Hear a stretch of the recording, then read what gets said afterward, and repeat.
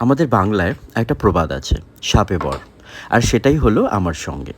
আমার জন্মদিনে আমি বানিয়েছিলাম পেয়ারা দিয়ে কাপকেক। আর তখনই ঘটলো ব্যাপারটা।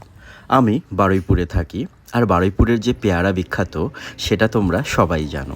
অনেক দিন থেকেই ইচ্ছে ছিল পেয়ারা দিয়ে কিছু এক্সপেরিমেন্ট করার।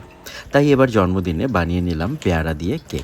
মিক্সিতে চিনি গুঁড়ো করার সময় দেখলাম মিক্সিটা ঠিক করে কাজ করছে না। গুঁড়ো করা চিনির সঙ্গে ময়দা, বেকিং পাউডার, বেকিং সোডা আর সামান্য নুন দিয়ে ভালো করে মিশিয়ে নিলাম। আমি এগলেস কেক বানাচ্ছি, তাই এখানে টক দই ব্যবহার করছি।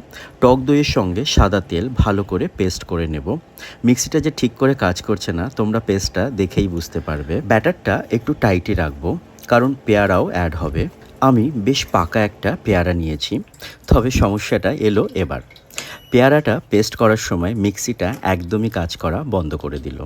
আমিও হাল ছাড়ার পাত্র তো নই। আমি পেয়ারাগুলোকে শিলনোড়াতে বেটে নিলাম, তবে একদম মিহি করে আমি বাটিনি, জাস্ট পেয়ারাগুলোকে থেতো করে নিয়েছি। এতে কিন্তু কেকটা খেতে বেশ ভালো হয়েছিল। মুখে দিলেই পেয়ারার ফ্লেভারটা বোঝা যাচ্ছিল। আমি এই কাপকেকগুলোকে প্রিহিটেড ওভেনে 180 ডিগ্রি সেন্টিগ্রেডে 20 মিনিটের মতো করে বেক করেছি।